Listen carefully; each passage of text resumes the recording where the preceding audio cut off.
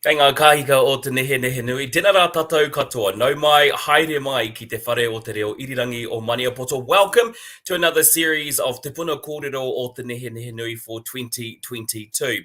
Well, today e te iwi, we saw the highest number of COVID cases ever recorded throughout this pandemic for Aotearoa, with over 6,130 new community cases reported. 325 of those cases were reported for the Waikato region. And as we all know, it is expected that those numbers are to increase, with the peak anticipated to be around 3 to 6 weeks away. And for a number of parents and caregivers, this is a huge concern, especially as a number of schools experience the effects of COVID-19 with closures and students at home receiving online learning. So you have to wonder, how are Kaiako navigating through COVID-19? And so tonight's session, we have a kōrero with our very own Maniapoto educators and check in to see how they are coping and what's the impact our kura are experiencing at this time. But before we say hello to our guest panelists, remember, you at home can ask any questions of our guest panelists by posting your pārtai in the comments section, and we'll work our way through those questions this evening. But it gives me great pleasure to welcome into our whare this evening via Donna Barlow-Ralston, via Shana Davis, and via Vianney Ward. Tēnā koutou. It's lovely to have you all with us this evening. And a lovely evening it is. And so with that, let's just start with how things are going for you all and your whānau. And if I can start with you, Whāia Donna, how are things with you and your whānau at this time?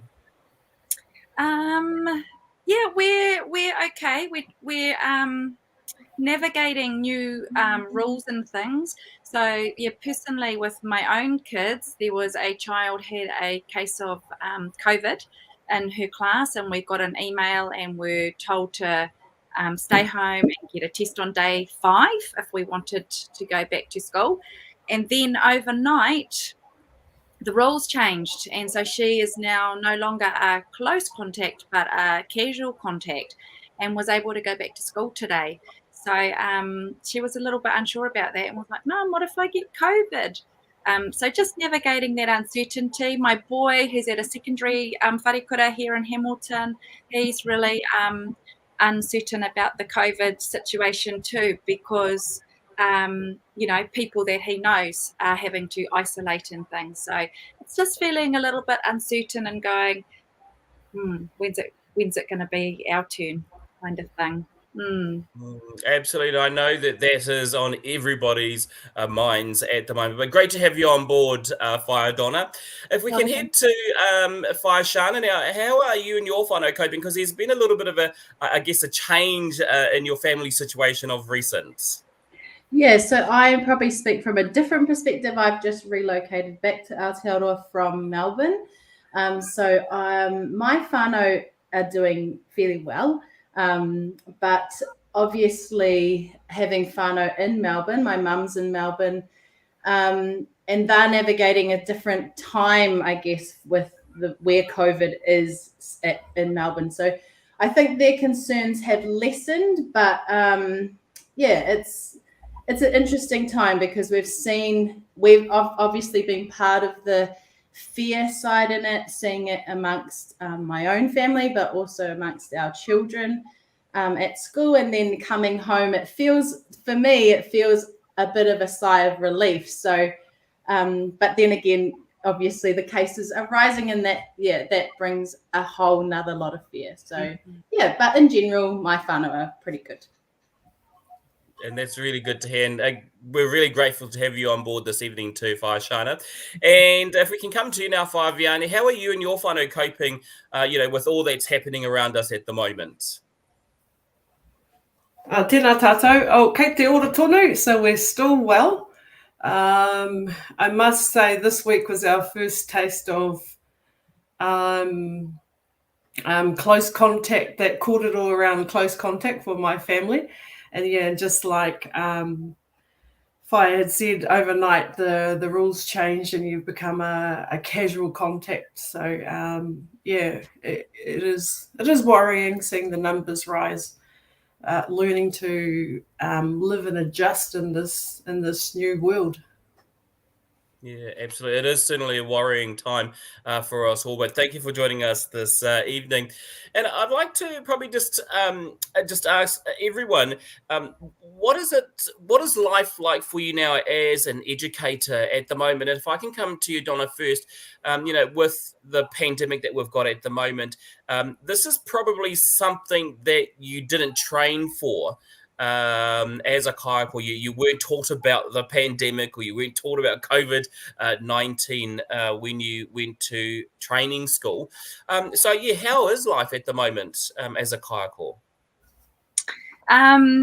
It's very, the last 2 years has been a radical change in terms of delivery, because of course in 2020 we had to deliver everything online for weeks. So that was a massive learning curve.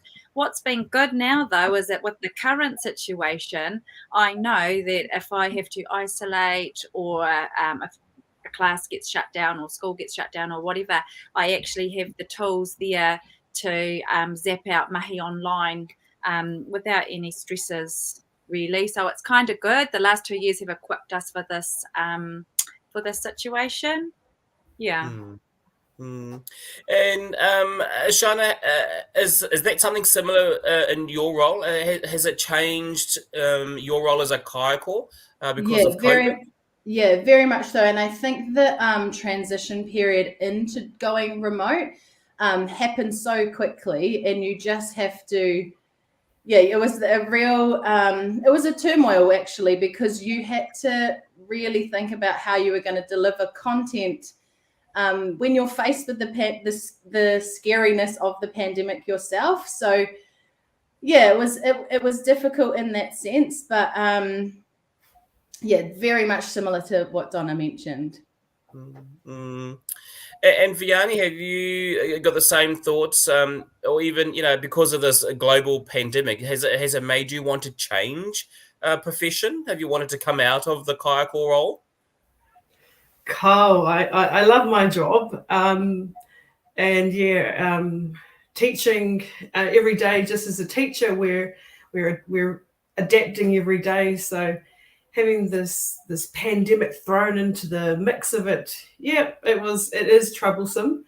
But one thing that I think is a strength of my kura is it's like the saying he waka ike noa. So we're all in this together, and I really took strength from that, and that was something that was echoed around New Zealand at the same time, that, we're all going through this together, we're all learning together, and, we all have strengths that we can offer to one another. So at the same time as this pandemic's going on, it's brought so many opportunities and so many strengths out of individuals, and how they can offer things back to us as teachers. So I've really...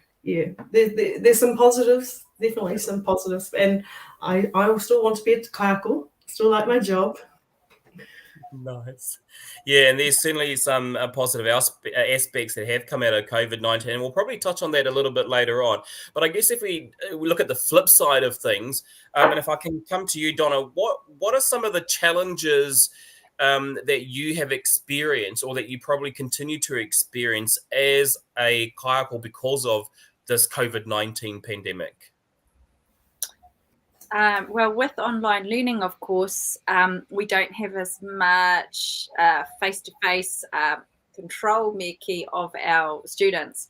So that was one thing that by the end of the third lockdown, I really noticed a difference in student engagement. So when we went into lockdown in 2020, and I was, like Shana was saying, in this turmoil of this massive learning curve of trying to grapple with getting content online in a meaningful, engaging way for our kids, and getting that sorted. And we had high engagement from the kids, because they were like, wow, we're in lockdown, we don't have to go to school, this is cool, being able to learn at our own pace and do what we want.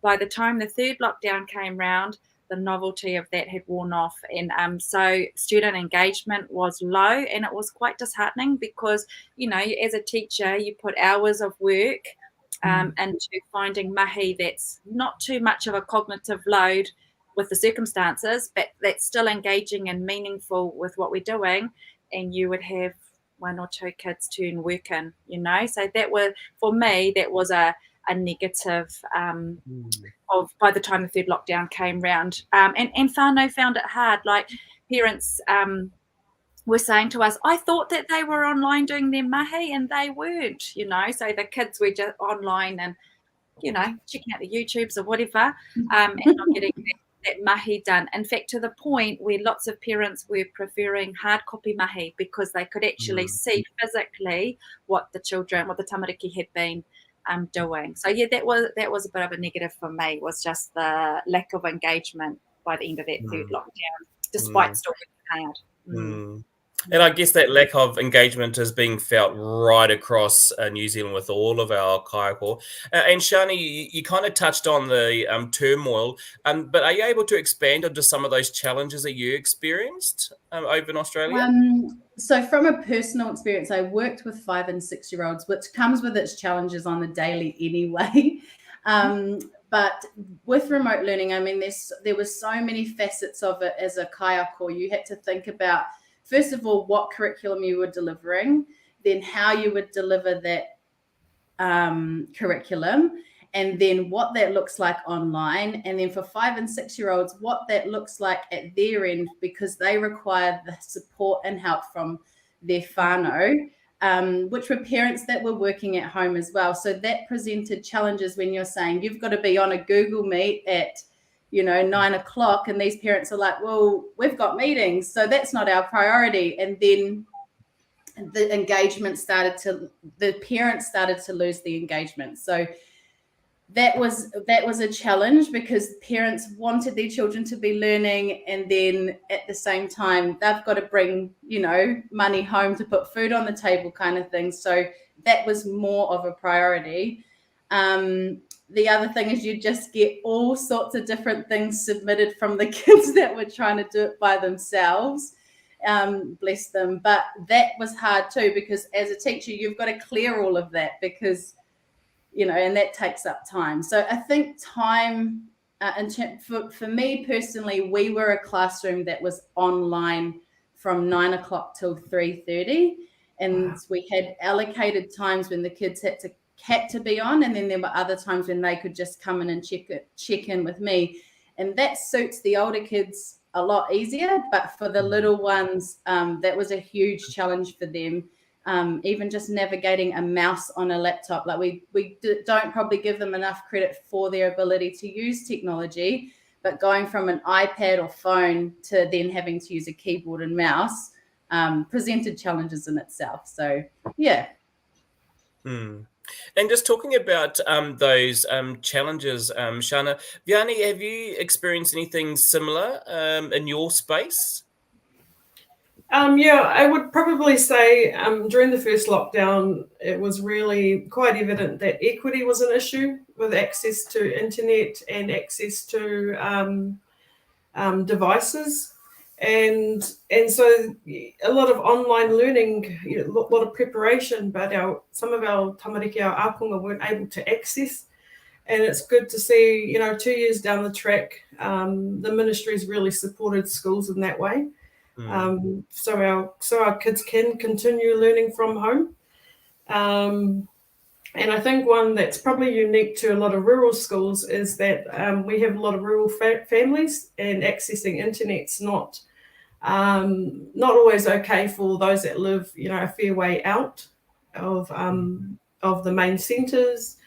And then also down to just having lots of tamariki in the family and having to share devices, or those were some just some examples of some issues that we did see. And I'd probably say I have older children. I have older ākonga, and they preferred to work in the afternoon, which suited me fine. So like more like the 1 o'clock, I do my Zooms late in the afternoon to suit my children. So we were all learning off each other. And just keeping with our tauira, and if I can come to you, Donna, and you spoke about the lack of that physical engagement, that interaction with tauira. What have been some of the other issues that you've seen with tauira that's been caused by COVID? What's just some of the impact that COVID has had on our tauira? Well, a whole lot of our kids appreciated school a whole lot more. So, they went from going, to being so excited to come back and to be able to see their friends. Missing their friends was massive for them. Like, when you do your back to school activities and you'd get the kids' feedback, missing their mates was the big theme that came through. Also, a bit of anxiety around getting it, some of them were fearful to come back to school. So even when and their whānau were fearful, so even though lots of kids returned back to school after schools were opened again, we still had lots of kids away preferring to work from home rather than take the risk of coming back to school. And also because of that intergenerational living, because we've got our kōrero and our kuia and our whānau, and then we might have a newborn pepe as well. So yeah, that was another issue as well. And Shana, you spoke about just some of those experiences around technology and tauira. Have you seen any other changes within your students because of COVID and the impact it has? Yeah, I'd agree with Donna. The anxiety definitely around, we in Melbourne, we brought in the whole sanitizing rules probably before the kids understood what COVID really was. And so there was this whole, not really fear, but uncertainty around what is sanitizer? And, these words of sanitizer, COVID, vaccination became really easy words to roll off the tongue for many 5-year-olds, which was new. But I think in saying that, their vocabulary around those types of things developed. I found that my kids were probably more willing to question, which, I don't know that all parents want their kids questioning, but it's a good life skill to have the confidence to question. So that was a positive that came out of that, although it presented challenges. But yeah, I think one of the things too that we faced as Kaiako at my school was that a lot of parents wanted to shadow their kids from knowing about COVID at the beginning. And that was hard for us because we had to put the precautions in place without stepping on the toes of the parents to say, look, this is what it is. So that presented quite challenging because you didn't really know your place at that point. But yeah. And I know for you, Vianney, because you kind of touched on the situation for our rural schools. So I was just wondering, have you seen or have you heard of any differences between tauira at a rural school versus tauira at an urban school? Let me think. Yeah, I suppose the urban schools probably have access to fibre, those type of networks. So, they can work hard and fast. And our rural kids, are really disadvantaged during these online learning times. But I suppose it's a shake up to the infrastructure of New Zealand, that we need to unroll those internet networks because it's our main communication line during these times. I'm not aware if it's improved or not, but it was definitely something that we could see as a kura.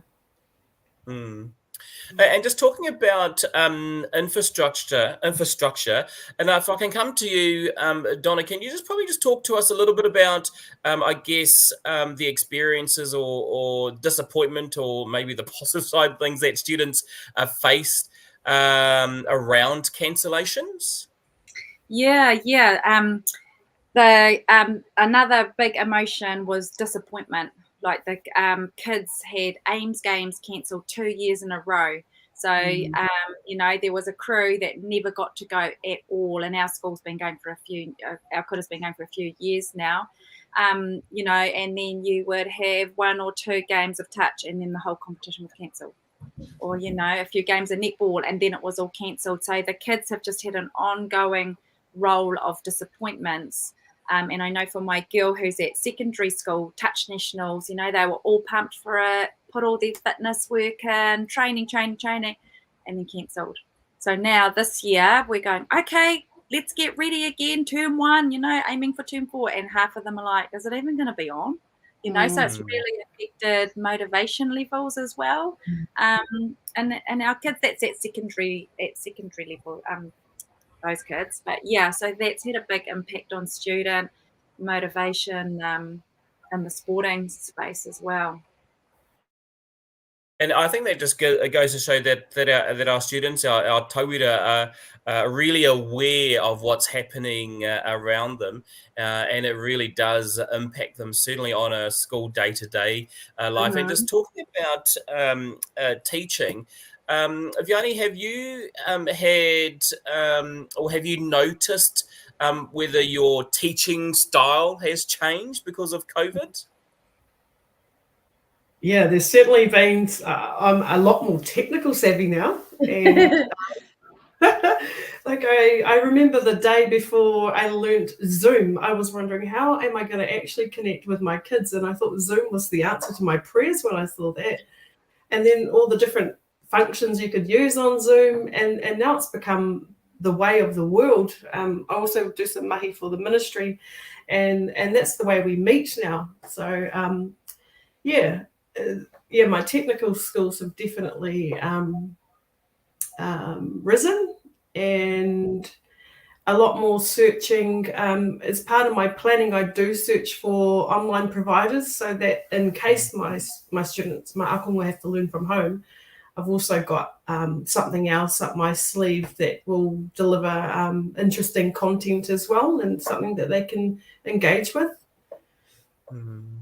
And what about you, Donna? Have you experienced a change in the way that you teach because of this pandemic? Yeah. Same as Fire. Definitely gotten more tech savvy because I had to. And even in just, using technology a lot more in my lessons, where before I would sort of use, cardboard, cut out, laminate it and all that. Now I've kind of got all these different tools that I've found online to help to deliver content and engage the kids. Yeah, had to find, things like Blookit, those kind of online games, fabulous games. Any teachers out there, a great review tool. So finding those kind of things that we used online and then taking them back to class because the kids really enjoyed it. Yeah, that's been a bonus. And for you, Shana, I guess the situation is a little bit different because you've been a Kaiako over in Melbourne and you've been learning from home for over a year. So what was that experience like for you, and then moving back home to Aotearoa?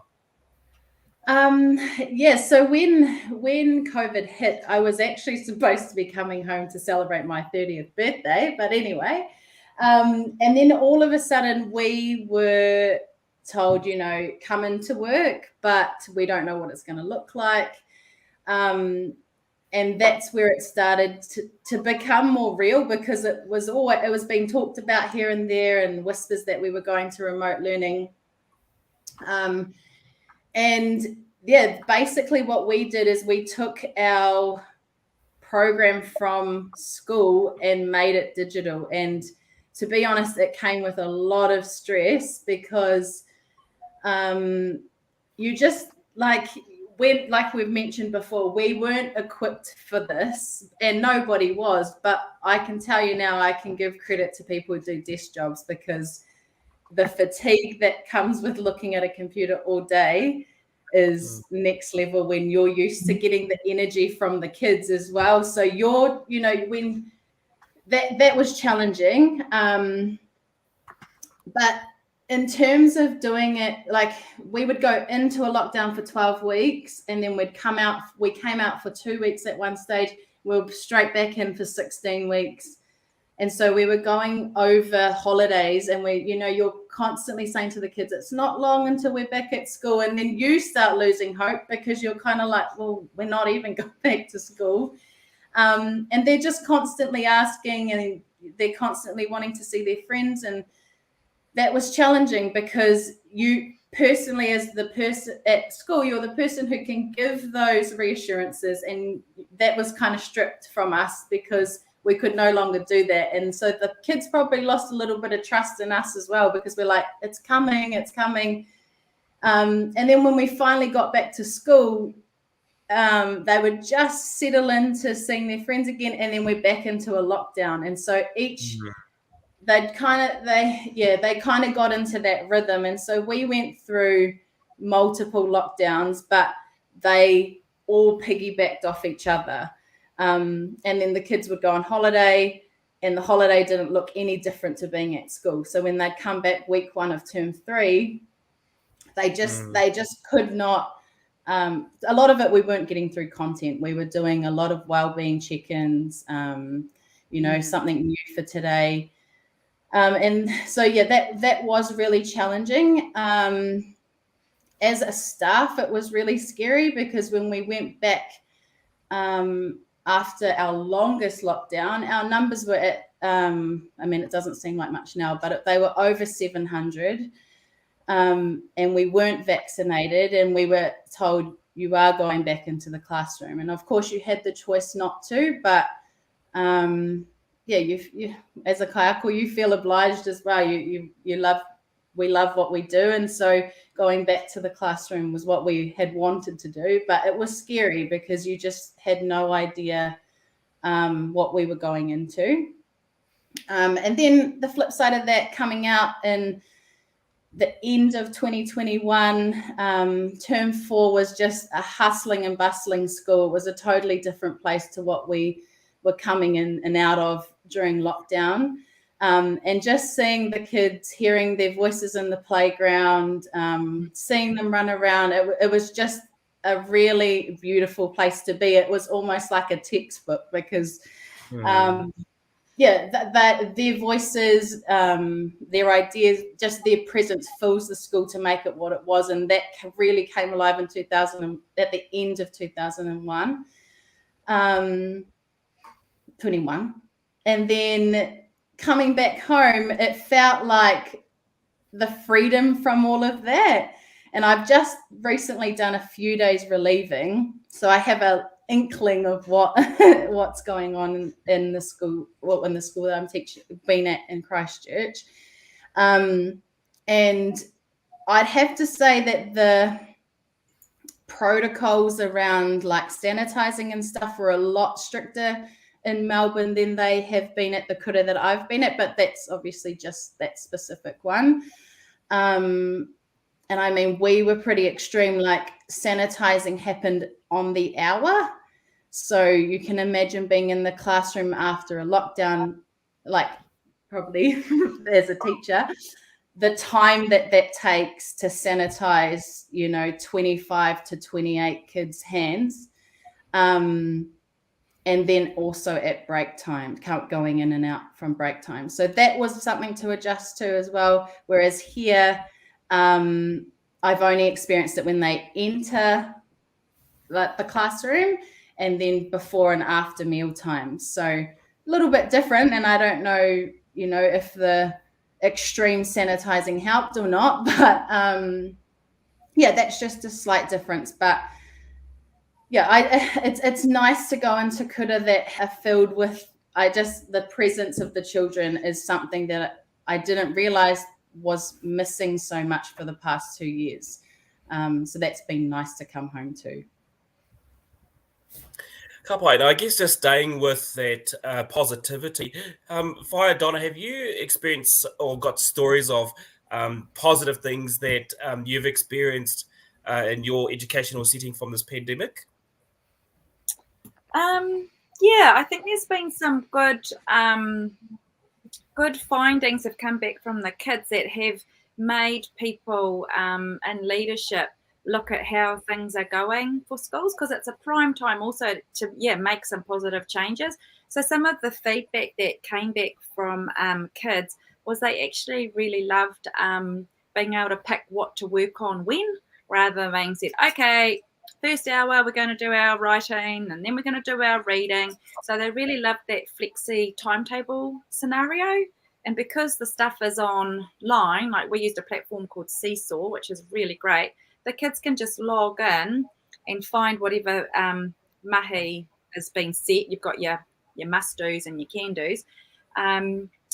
So that was really good, because that made us look at our timetabling and go, do the kids all have to do the same stuff at the same time?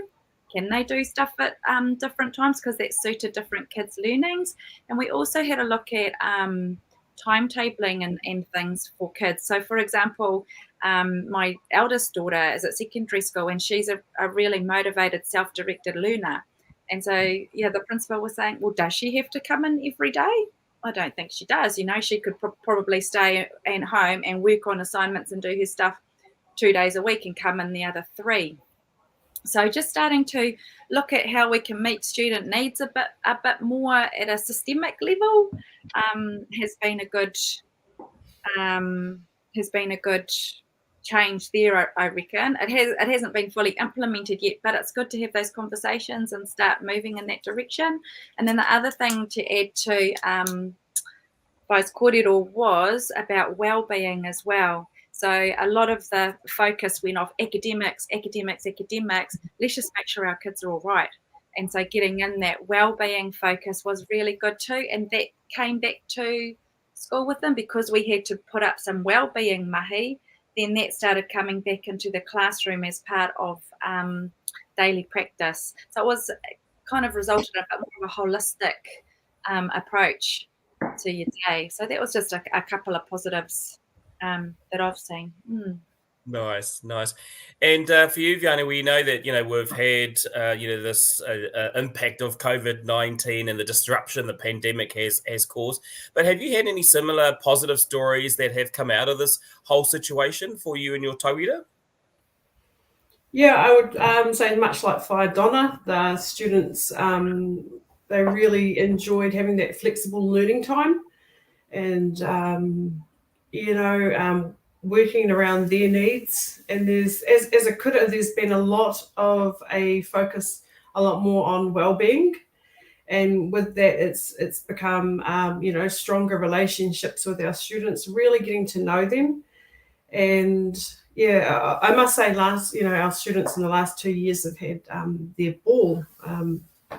ball's been cancelled.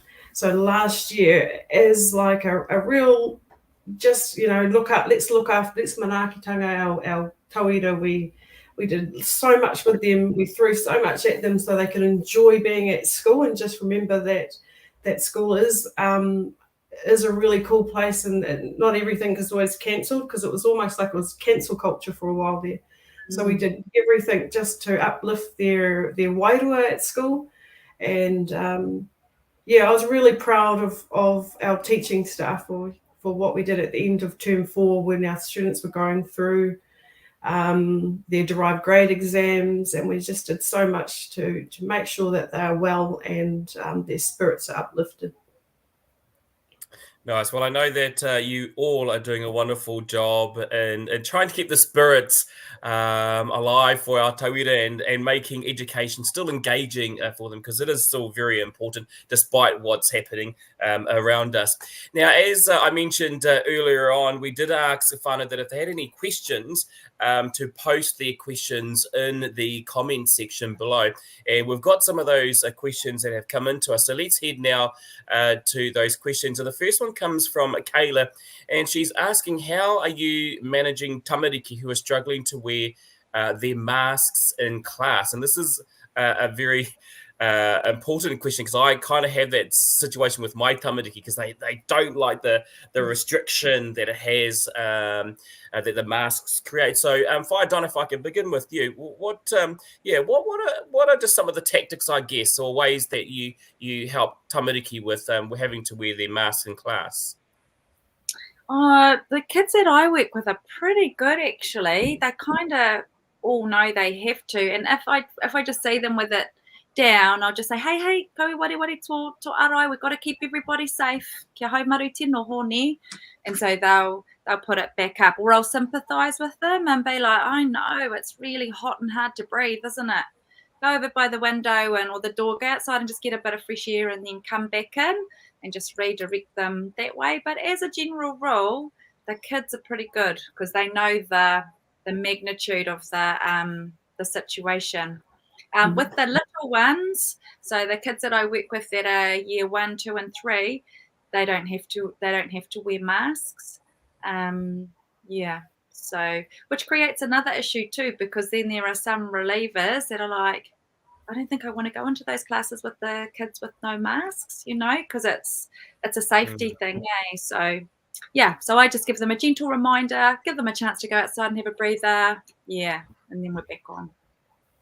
And I guess it'll be a similar situation for you, Vianney, that because you teach the older kids, and so you must have a lot of kids that kind of question the use of mask and the struggle of wearing a mask.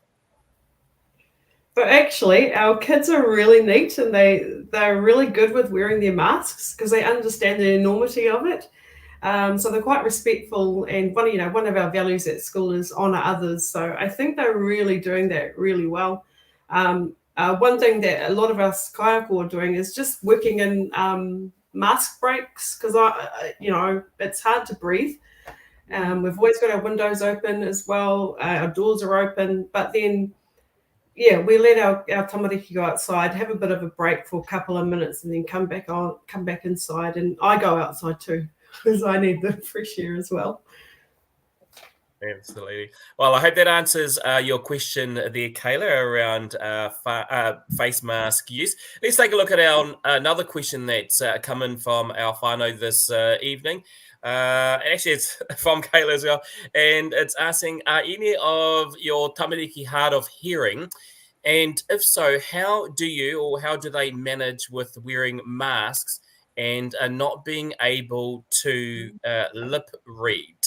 And if I can probably come to you, Shana, first, have you had any experience of a situation like this with tamariki? Yeah, so I had 2 hard of hearing children last year, and they were highly recommended to wear masks. So they didn't have to, but a lot of parents sent them with masks.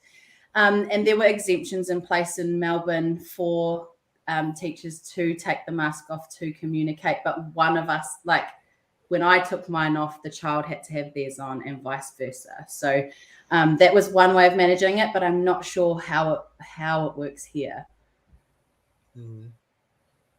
And with that, maybe if I can come to you, Donna, have you had an experience with tamariki who are hard of hearing, and how do you manage, the wearing of masks and not being able to lip read?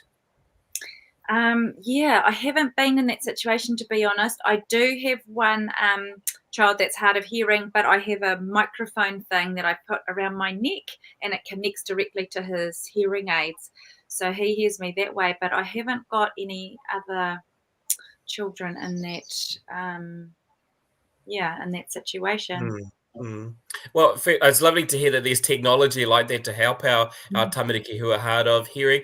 Vianney, have you had a situation like this in your kura? No, but in our first week of school, I did check in with a lot of my students to see, if they could hear me, and they were okay, but definitely it would, we'd need to have a strategy. If we did have a tauira that was hard of hearing, we'd have to try and manage that and figure out ways to manage that. I know it would certainly be a challenging time for any of our tauira who are in that situation, but I know that our Kaiako are doing what they can to help them out. Let's take a look at another question that's come through online. And this question is from Whaia Kitty, and she asks, how is the leadership in your individual schools managing staff health and well-being during these trying times? And if I can come to you first, Vianney, because you're in the kura setting. So, can we just talk about, how is staff health and well-being at this time? Yeah, I think it's really important that you do have strong leadership at the front, and it's there's continuous communication. In our kura, we've got a wellbeing team, and so their mahi is to check in with Kaiako, check in with tauira.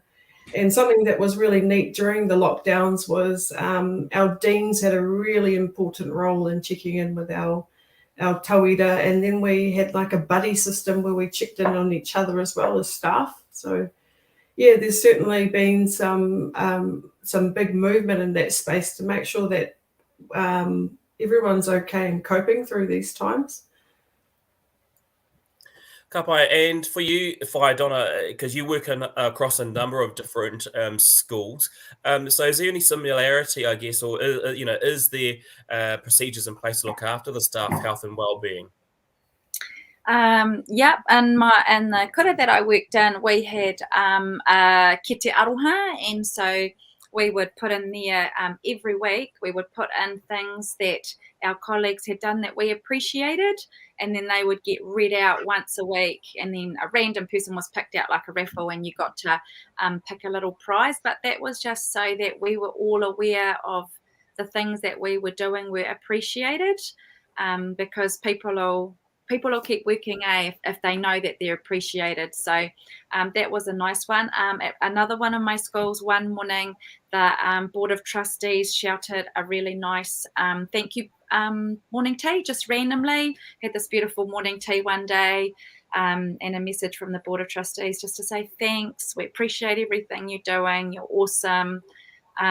We got a nice voucher at the end of the year, like more than usual. Like we got, during one of the lockdowns, actually, we got a voucher of quite a reasonable amount of money, where we were just like, oh, wow, that's so nice, just to say, thank you, you guys, go treat yourselves. Thanks for what you're doing for our kids. So just some nice little pick-me-ups like that. We're lovely.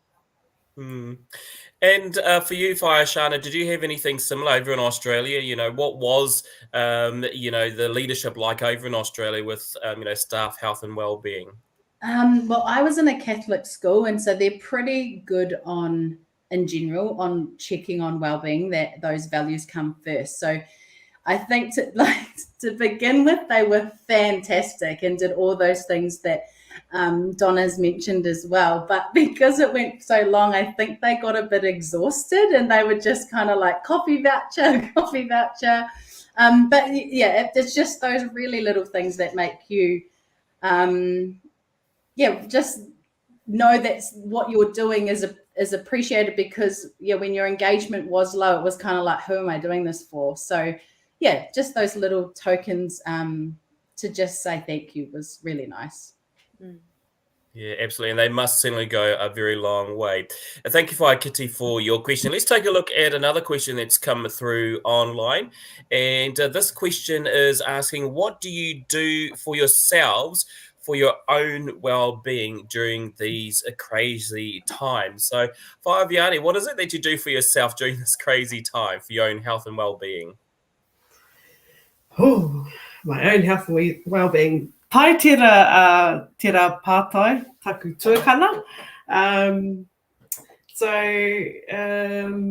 Lots of walking on the tiara outside my whare.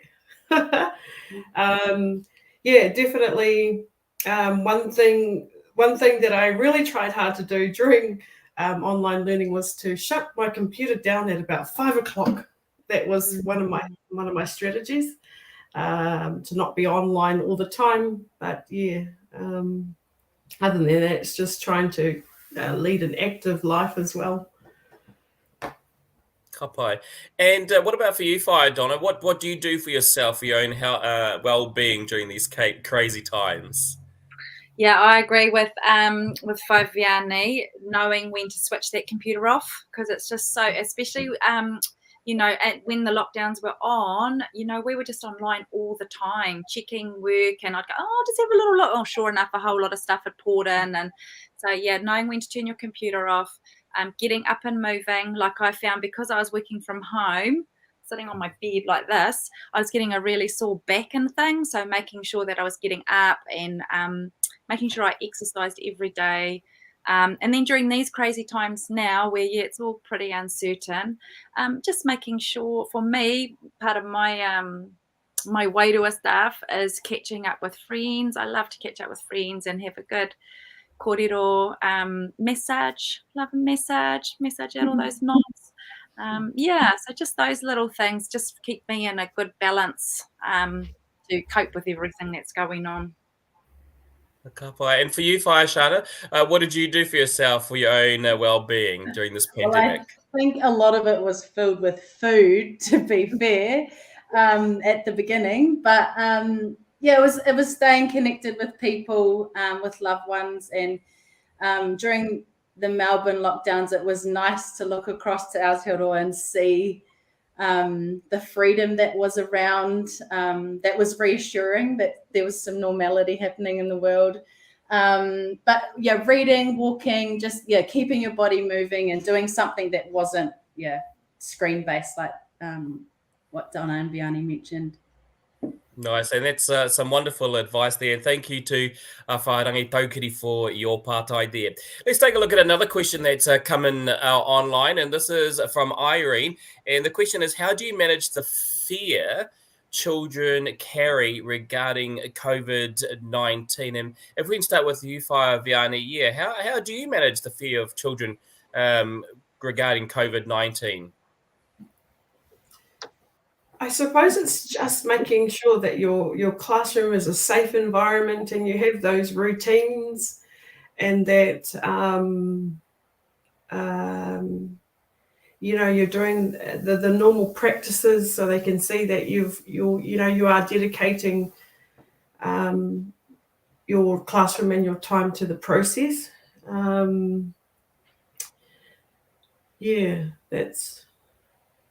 There will be children that are fearful, but I suppose it's just, trying to keep your classroom as such an atmosphere that it's toe, I suppose you could say.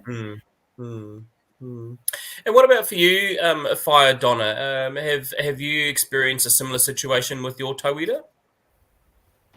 I really got into, over the last couple of years, have gotten into mindfulness in my classes. So we would start every lesson with a 5 to 10 minute mindfulness practice. So I would just sort of talk them through some of those things, like I don't know if people are familiar with square breathing.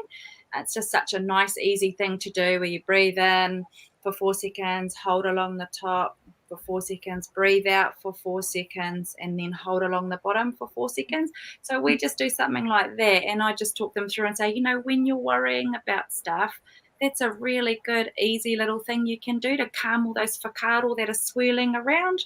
So I just kind of give them little rautaki like that, and it was cool. Some of them would talk about it later, and just say, I used that to help me go to sleep last night, the square breathing and stuff. So, just giving kids little mindfulness and well-being tips that they can use independently themselves to help manage those thoughts.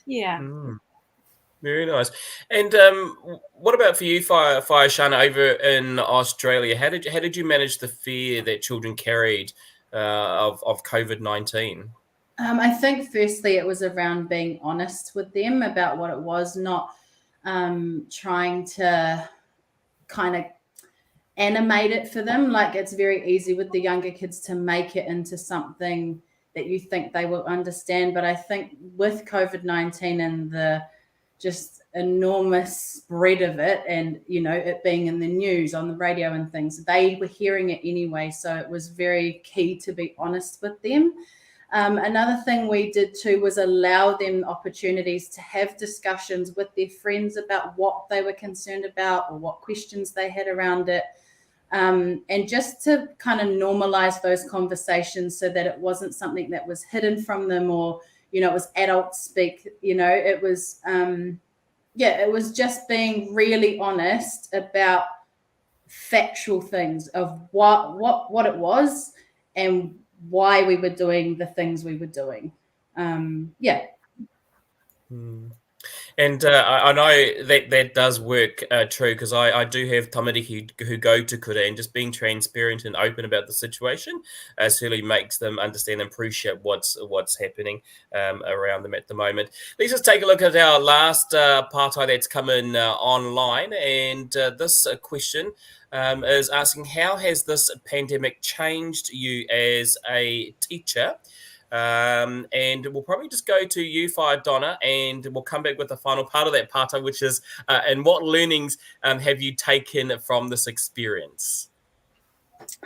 I think a little bit like of what I was talking about before, with how you can actually look at how you're delivering content and structuring things in a different way.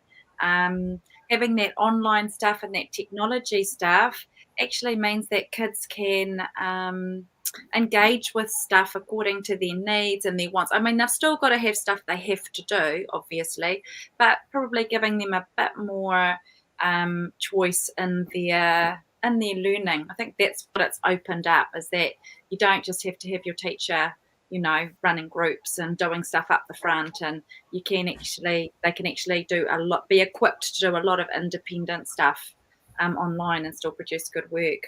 What learnings have you taken from this experience? And I just think that I'm a little bit better on technology than I thought I was. Actually, I can do a few little bits and pieces that I couldn't do before. So, and I think finally, just that holistic stuff is just super important, because if kids aren't right up here, if they're anxious and worrying up here, then that's going to affect everything they do. So, getting that stuff right first, and then the other stuff will follow. Yeah, absolutely. And for you, Faviani, has this pandemic changed you as a kaiako? Yeah, I suppose it's putting well-being at the forefront rather than academic output. So that's definitely changed my teaching practice. Once again, technology. It was a matter of you had to get up to play to be able to connect with your kids, and that I've enjoyed. It's strengthened my practice, I would say. Do you want me to ask the last? What have I taken from this experience? A whole new world, I suppose. To be adaptable and to be creative, and I'll just say that, adaptable and creative. Nice. And that's lovely, being able to adapt and be creative. And for you, Shana, what has this pandemic done for you? Has it changed you as a kaiako, and what learnings have you taken from this pandemic? Definitely. I think one of the biggest things is trusting that the kids can do a lot more than what you think they can, particularly with technology. And in terms of my own practice, very similar to the others, is making sure that their well-being is at the forefront of everything. And, it's not any surprise, but once their well-being is good, you can really strengthen those connections with whānau as well, which became a lot easier to do because they were in constant contact. And what learnings have I taken from this? I think the biggest learning that I've taken is to let go of some of the small bureaucratic stuff that I just have learnt to just do. That it's not always about how much they've learnt, or, it's good just to have a sit down, have a chat, and that's okay to take up your day having wellbeing chats with your kids. So, yeah. Lovely. Well, I love it how you all put our tauira at the forefront of your mind. So thank you very much. And thank you very much for sharing your personal experiences with us. We will come back to, but before we say goodnight, let's just very quickly take a look at where the pop-up testing and vaccination centres will be for tomorrow, Friday. And if you're wanting to get a test, you can head to Te Ora o Ngātai Centennial Park site in Te Kuiti, and the Miriama Club in Taumaranui. For those of you who are wanting to get a vaccination or a booster dose, you can head across to the Countdown Otorohanga car park or to the Taumaranui Memorial Hall. So make sure you go out and get a test or a vaccination. Ka pai, that has brought us to the end of tonight's kōrero, and what a wonderful kōrero it has been this evening. We can go on and on and on, and there's certainly lots more to share, especially coming from a part or a sector of New Zealand that we kind of don't really touch on, especially with COVID-19 happening in and around us. So we certainly do need to talk more about education, about our kaiako, and about our tauira. And if I can just come back to you all with just some final comments, and if I can come to you first, Donna, what would be, I guess, your words of encouragement that you would share with our parents, with our caregivers, and with our tauira who have been affected by this pandemic? Just don't stress out about it. Just keep doing the best that you can, and especially at our primary level, you know what? There's learning and helping you make iriwana bread. There's learning and going out and weeding the garden. You know, that there's a whole lot of that, just that home learning that is super valuable as well. So although we want to make sure our kids do a bit, if I could encourage you to do anything, it would probably be a little bit of reading with them, read to them, read with them. Don't stress out about all the online stuff. The main thing is that you and your whānau are well, and if you're stressing out trying to get it done, well, it's not good for anybody. So just getting that balance right, just a little bit of mahi, you know, online stuff, and then, you know, heaps of rich learning at home as well. Ka pai tēnā koe. And for you, Whaashana, what would you say to those who, you know, are finding schooling difficult at this time because of COVID-19?